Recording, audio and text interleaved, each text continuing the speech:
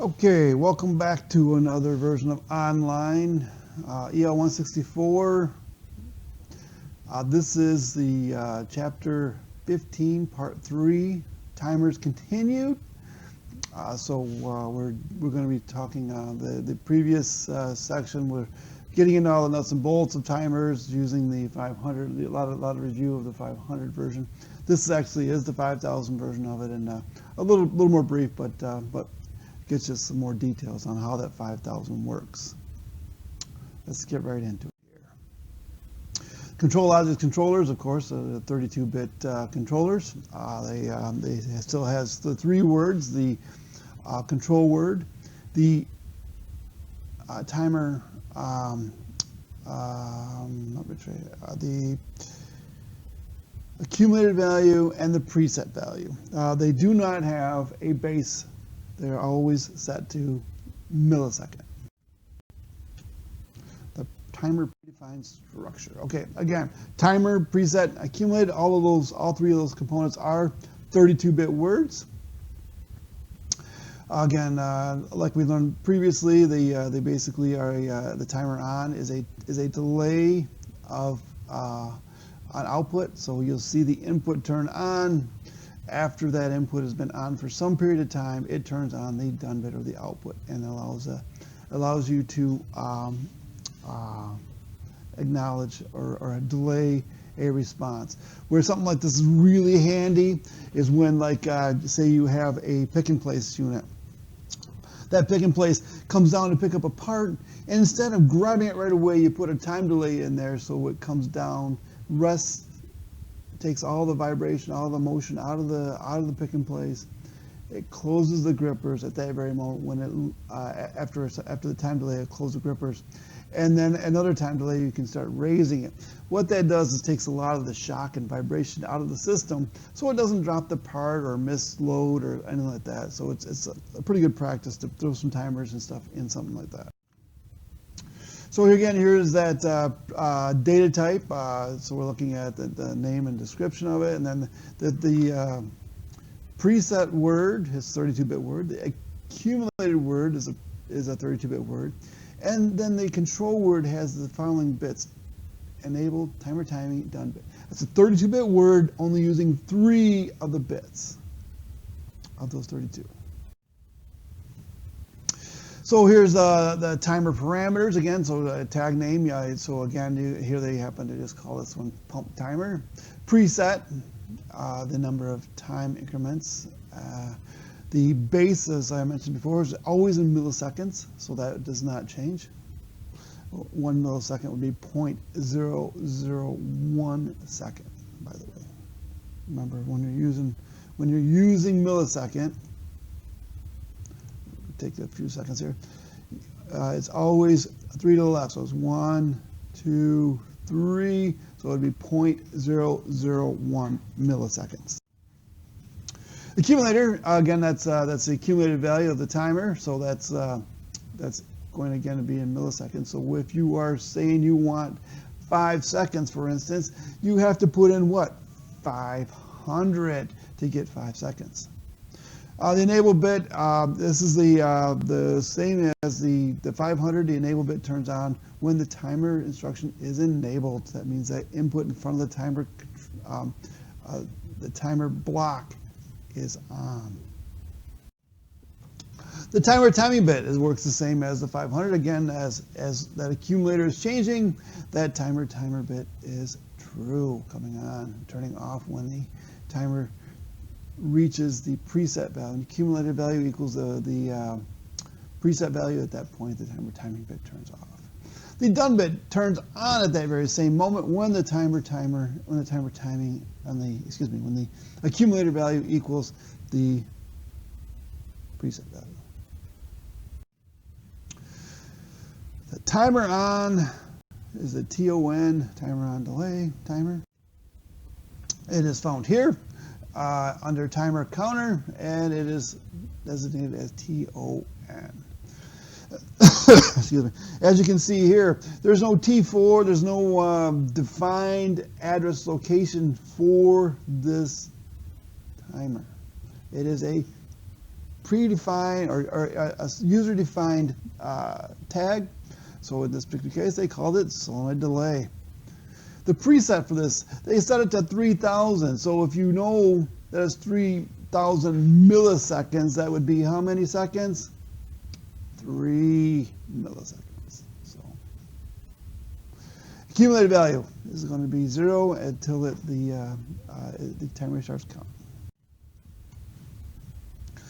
So let's see here. So we want to create a timer new tag. Okay, so they come in here. They say they gave it a name. They gave it a description.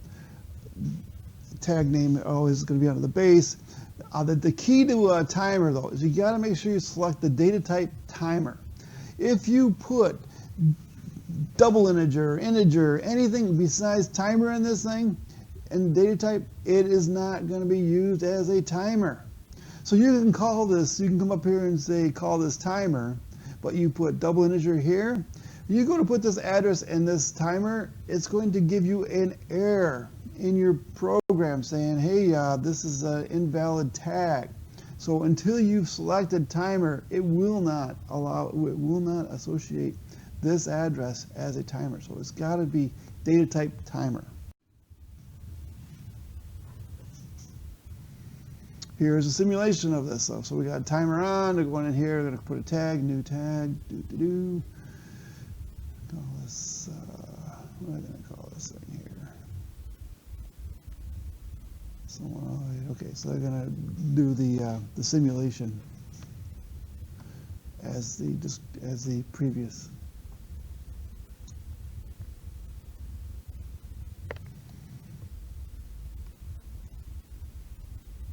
Wow, what a slow typer. My goodness.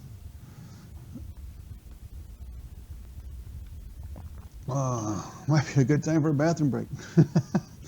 Okay, so here we are. We're looking at diverter, gate, solenoid, delay, blah, blah, blah, timer. Okay, come on, let's get the show on the road here. Okay, so now they've got the timer in there. They're going to put a preset value in there of some value, say 3,000. Bam, okay. And what are they going to do now? Okay, so here you are looking at the preset value here. So, and then the bits associated with it: timer timing, timer enable, timer done.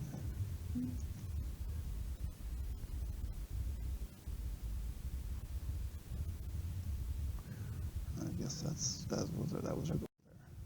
Okay, so now we're looking at an input to a timer. This is like I said, this is going to be very, very common. You're going to see some sort of input. When this input goes true, it is at that time the timer will start timing. When the enable turns on, this turns on with the enable, excuse me, and then the timer timing turns on when the timer accumulated value is increasing, and the done bit turns on when this number equals this number. So here we are, we're looking at the data table of a timer.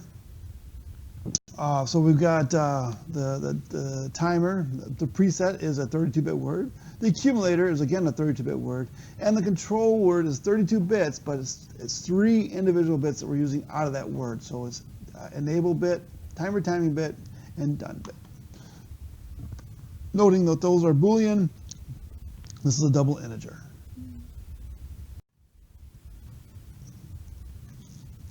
Here we are with another simulation.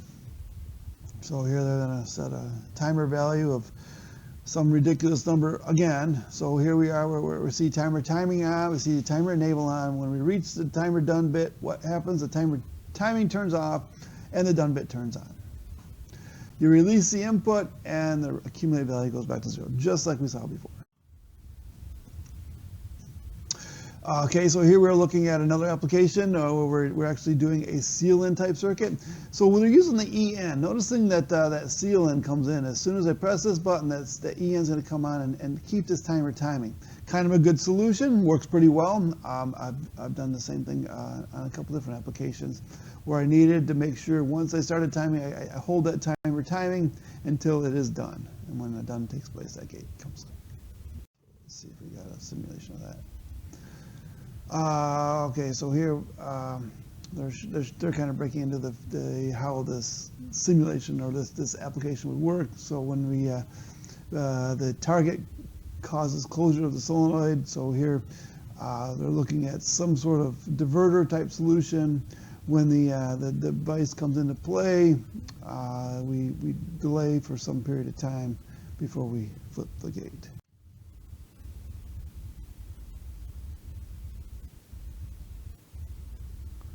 Notice how that sealant comes in right away, holds the timer there, and then in order to reset this guy, we gotta reset the de-energize the sensor. So we gotta hit de-energize sensor. So bam, stays on, turns off when that's removed. So here's a pilot solution here. This is using a latch unlatch. Not a big fan of latch unlatches. We don't use those in this class.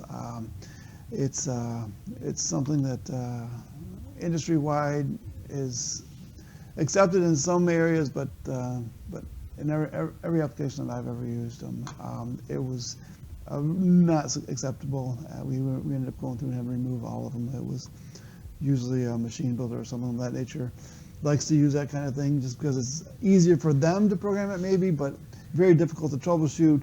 And when you're working on a plant floor developing a product and you have confusing logic, it can really hinder production. So here they're going to show us how a latch unlatch works. It's just unfortunate that this is the only way they could come up with a solution on this, but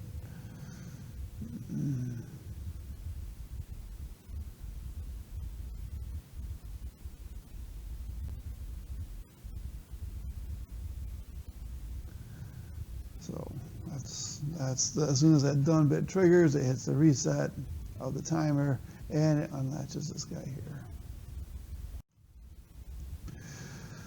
Back into the traffic light again, only this time we're using the 5000 software. So I'm going to bet they got some crazy time values again on this. I'm hoping maybe I can skip through some of this here. Preset value again is a full word, double integer. Accumulated value is double integer. The enabled timer timing and timer done is single bits. And yeah, here we are again with that super long time delay. Notice how for 30 seconds they had to put what? 30,000 in there. So that's a really large number to get us to 30 seconds, and 250 to get us what? 250,000, excuse me, to get us 25 seconds. And then 5,000 to get us 5 seconds.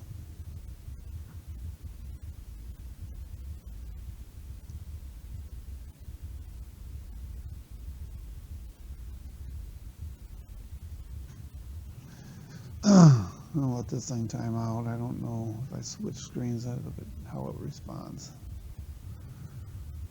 25 and then 5,000.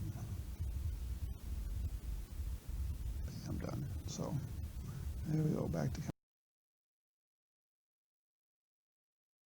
again. So timer off delay works the same way as the 5000, the TOF.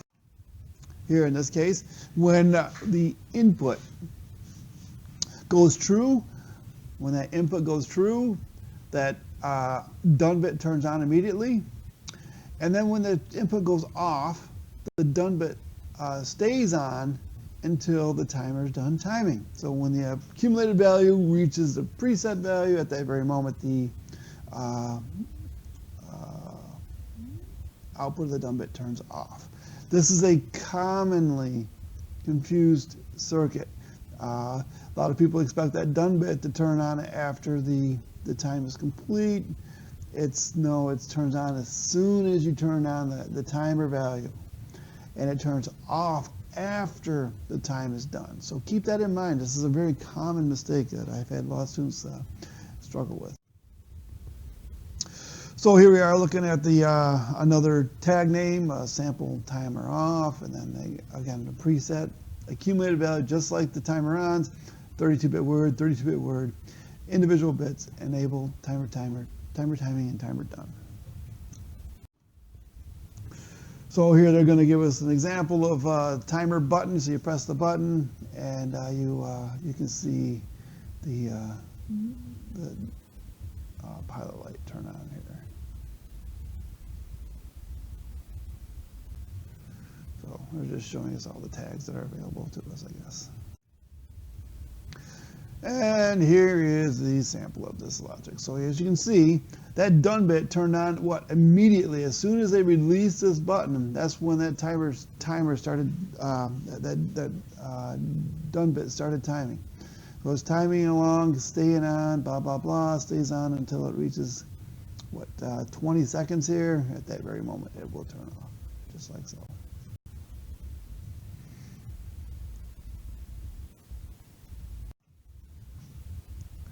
Another application with using a timer and a timer off. So here you can see they're using a few different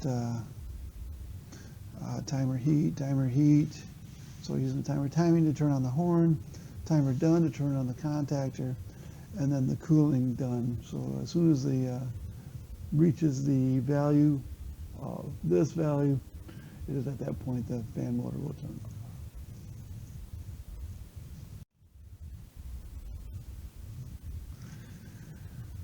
Okay, so they're showing us some of the tags that were created: timer heat, timer cooling, timers, and the data type, Boolean, used for all the inputs and outputs.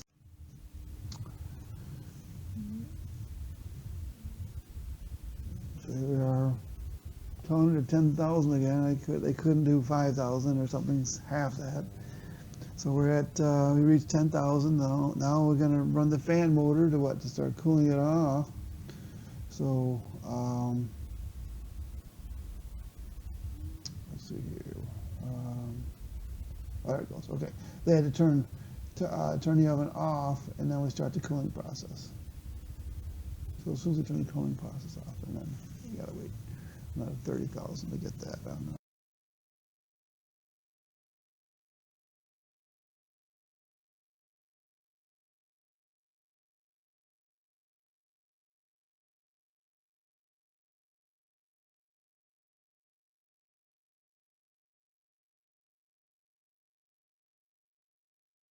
See if I can skip all that.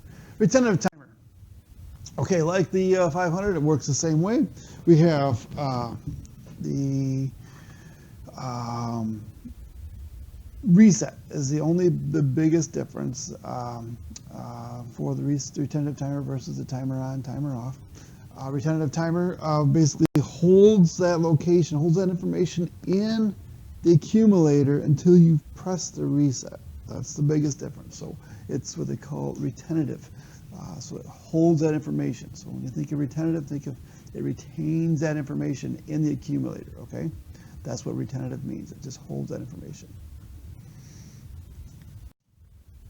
In this particular case, they're showing us a limit switch. So as the amount of time accumulated while that is closed is going to be added into this accumulated value, and then as the accumulation attains the preset value, we'll get turning on these bits all the way down here to the done bit, excuse me, and then we have the reset to reset that timer value. Here are the tags they created to make this happen. Again, you can see the timer, tag, preset, accumulated value, both double integers, enabled, timer, time done, all 3 bits, and then the rest is just Boolean stuff here.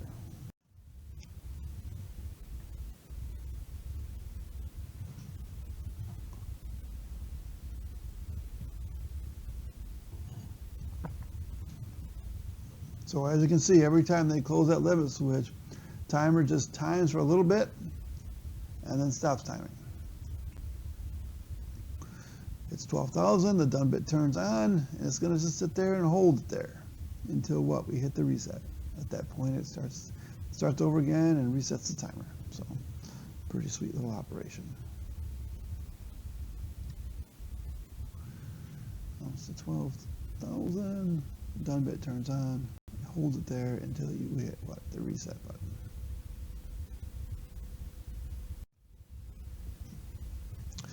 So cascading timers, this is something we talked about a little bit before, where if you had an application where, you know, say in this particular case, they got event 1, event 2, so you got event 3 turns on, so you got internal relay turns this guy on, this guy turns this guy on, this guy turns this guy on, and then the lights turn on appropriately. So they do a seal-in circuit, our favorite seal-in circuit here, internal relay.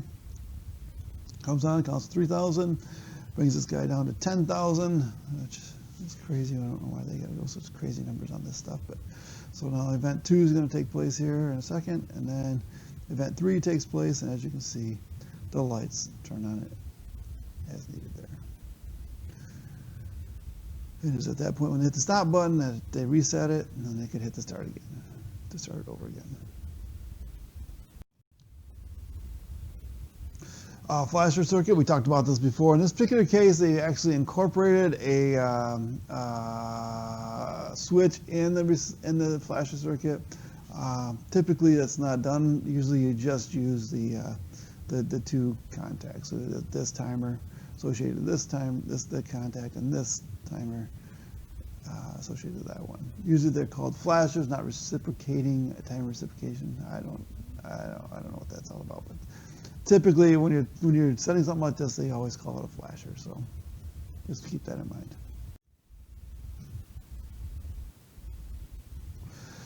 So this is a flasher circuit, 2 seconds on, 2 seconds off. Pretty standard operations. You'll see these in a lot of different applications. They're pretty common. So that's the end of this this section. Timers. We're going to be dealing with counters next week.